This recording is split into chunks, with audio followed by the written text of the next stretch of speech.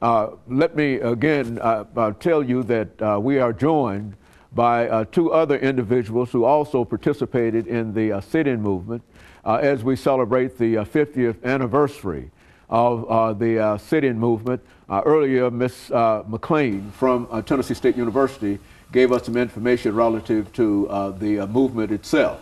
And now we have been joined by Ms. Frankie Henry and Ms. Smith. And of course, let me welcome both you, Ms. Henry, as well as you, Ms. Smith, to the show this morning. And we do understand that being females participating in the sit-in movement must have been a real traumatic kind of thing for the both of you. And so let's start off, Ms. Henry, by having you to give us some information about your participation and how you became involved with that. And then, because we've got another segment after that to sort of get into some discussion in reference to this. And then Ms. Smith will give us some information in reference to her involvement, and then we'll start talking about the movement itself. Well, I had on-the-job training because I had not participated in the workshops. I met Diane Nash, one of the leaders of the sit-in movements, as I was getting off the bus downtown, the Jefferson Street bus, trying to transfer to go on the other side of town. So she recruited me from the bus and asked me would I go to Kane Sloan with her. And at that time, I thought Diane was a white lady. And I said, why? And she explained to me about the movement and what the movement was about and what they were trying to accomplish, sitting in at the counters, desegregating the counters. And I was just saying to myself, now, if this white girl can put her life on the line for blacks, surely I will go with her. And I went to Kane Sloan's with her, and the two of us closed the whole counters. And when we did that, she said, Frankie, now I'm going to take you to McLevin's. And she did, and set me beside Paul Lepar. He was a student at Fisk University, a white student. And she said, Frankie has on-the-job training. She didn't participate in our workshops. So I want you to talk to her because we're having hecklers in about 10 minutes. These white hecklers, they are going to come through. So I want you to really talk to her. And I'm going to check on Cresses and Woolworths.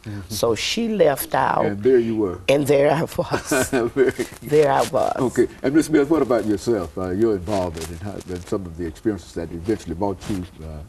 Okay. I was not directly involved with the sit-ins. I did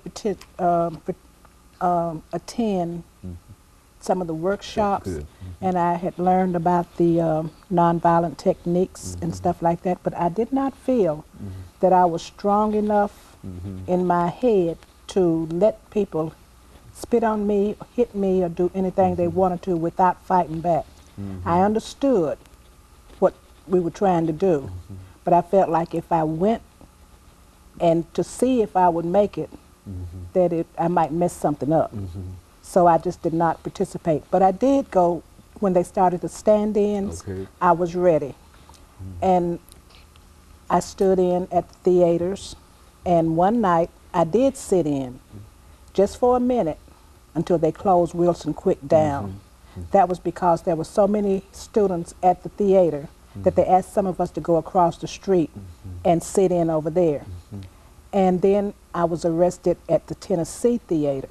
Now, we did experience some pushing and jostling. The police pushed us around when we were asked to stand back. There would sometimes be some of us waiting to go up to the window to get a ticket. Of course, they weren't going to give it to us, but we would go to the window, ask for a ticket, and then go back to the back. And one night, well, more than one night, the police would push us back off the curb, and one night we did get pushed to the ground, but I was never really spit on. I did miss a can of paint on the night I went to Wilson Quick. As I stepped out of line, a can of paint came down from the window at the top. And it hit, it hit the guy that took my place. I was spared that night because I would have been yellow.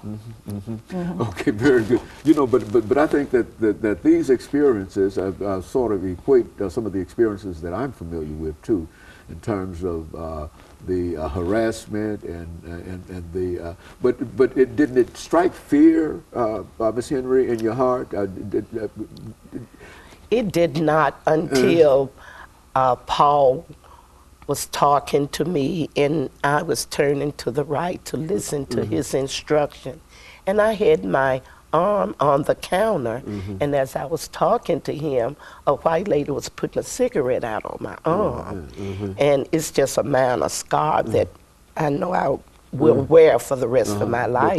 But that was traumatic to me. And having on-the-job training, my first reaction was to treat violence with violence. So I was saying in my mind, now I'm getting ready to fight her or whatever.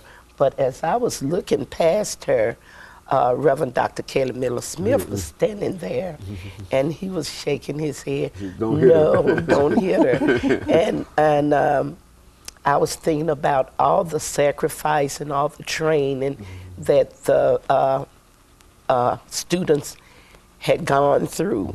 And that kind of changed my mind. But another thing, it kind of made me think. I had never thought about civil rights, being a 19-year-old sophomore, trying to be a pepperette. From where were you from? Nashville. Yeah, and we were protected in our neighborhood. Beautiful, smart, intelligent, and caring black teachers, ministers, and parents, and we had a close-knit community. I never did have an opportunity to come in contact with the white community in that capacity. So it was really then that I started thinking about the empowerment that it gave me, not hitting back.